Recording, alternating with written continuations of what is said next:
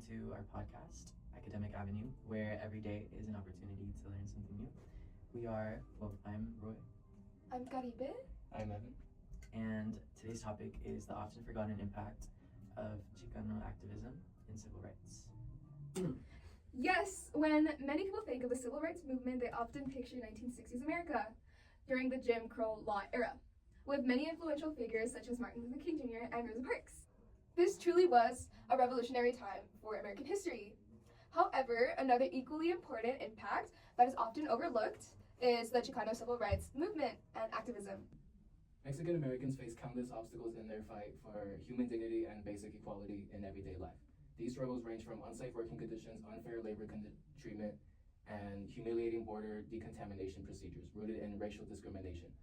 So yes, today we will discuss several key moments in Chicano activism, including the miners' strikes for worker rights, the Longoria Affair, the border Beth riots, and each of those events revealed injustice, ignited activism, and helped shape the broader fight for civil rights in America. Starting off with the Chicanos miners' strike, which is one of the earliest examples of Mexican American workers organizing protests for their equal treatment in the workplace as well as safer working conditions. One of the most significant strikes took place in 1954 in Bayard, that's how it's called, right?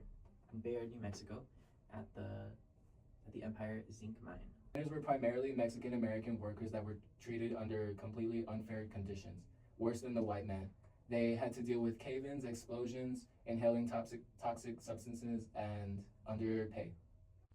In general, Mexican American workers had to deal with segregation in their daily lives, with white workers having better access to housing, cleaner facilities, and even safer work conditions.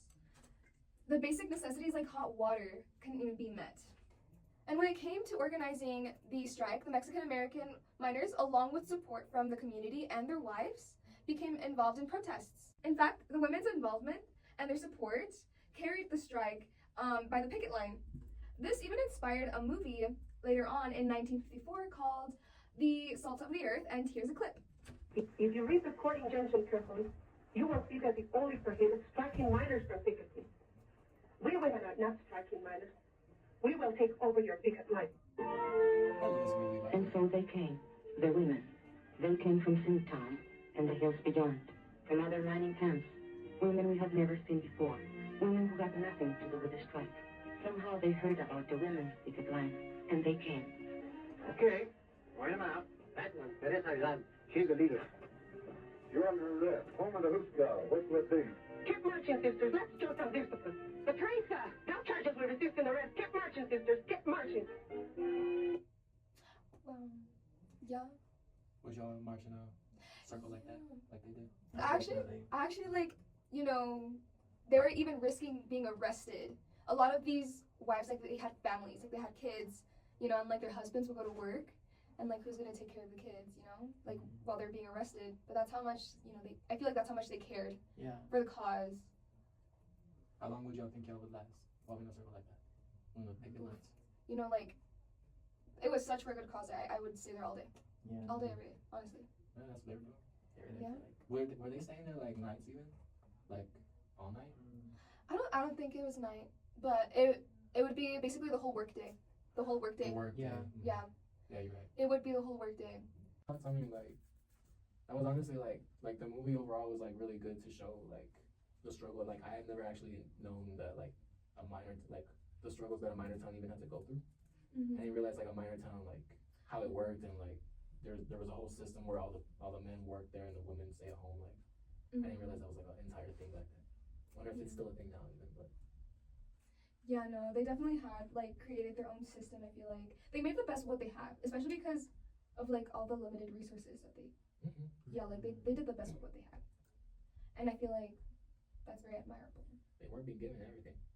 Yeah, no, they weren't. Given way Yeah, less, so. there are very limited benefits.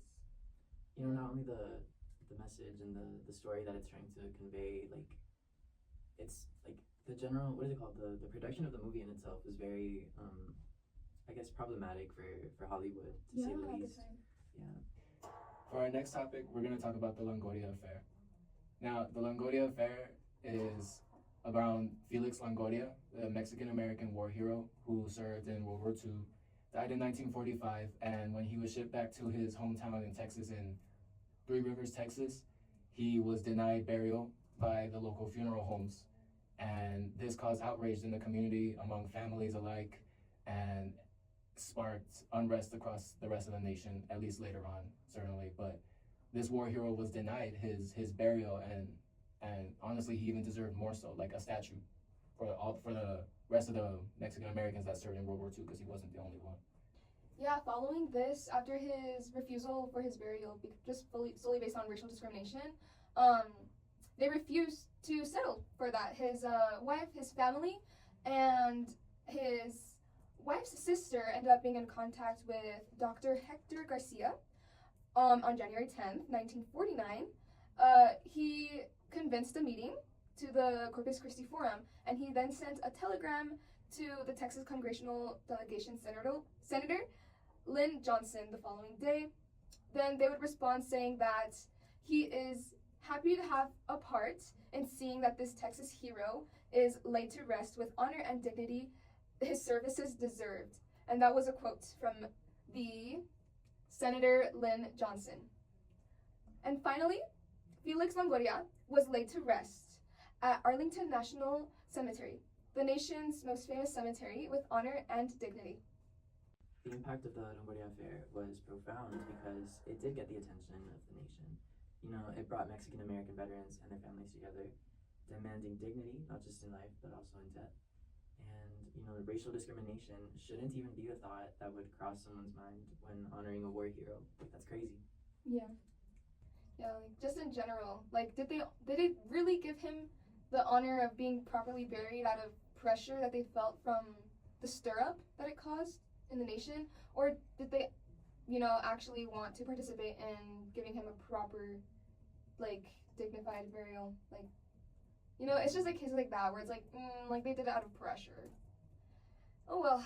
All right, so during the early 1900s, along the border of United States and Mexico, like places in El Paso, Mexican immigrants and also Mexican Americans crossing back and forth from Mexico to the United States would have to go through humiliating decontamination procedures, and U.S. officials often claimed these measures were necessary to prevent the spread of diseases. But in reality, these practices were just deeply rooted in racial prejudice and discrimination against Mexican people. Mexican men and women and children all had to undergo a gasoline shower.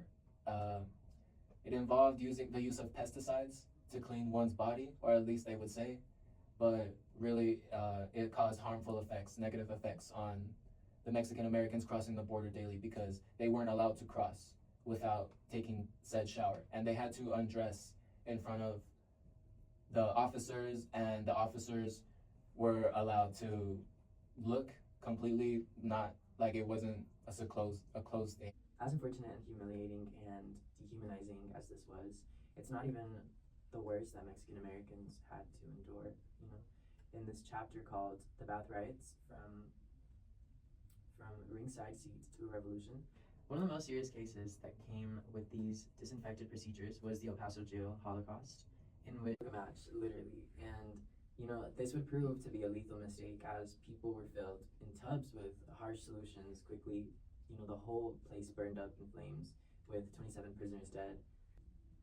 Unfortunately, the bath riots became a disgusting daily reality for the Mexicans and Mexican Americans crossing the border. So much so that it started a protest along the border thanks to one Carmelita Torres. She was a Mexican American, I think 17 years old. She was young. And she had started the blockage of the road that was leading to the border. This protest became known as the bath riots. We have a clip from people that actually worked in these bath facilities, and now we're gonna watch that. All right, guys, we're gonna have to let go of one of our academic associates. Yes. Unfortunately, I have to go do my in-class comprehension questions. Some of y'all will see me right there. All right, so let's let the video. When I first started, my role was a clerk. I got the job mainly because I spoke Spanish. There was a hut in the area when they came in from the Mexican side that they would go in there, and they had some sort of, it was for lice, they said. It was, you know, to disinfect for lice. And we never gave it much thought, but we did think, that's sort of like what the Nazis used to do, you know, to the Jews. I had heard during lunch breaks that they would spray them, and sometimes there were comments from the men themselves that they would put a hose to them. I don't know if they knew what they were doing to them. I certainly didn't know. It was far-fetched from the world we lived in. And I first.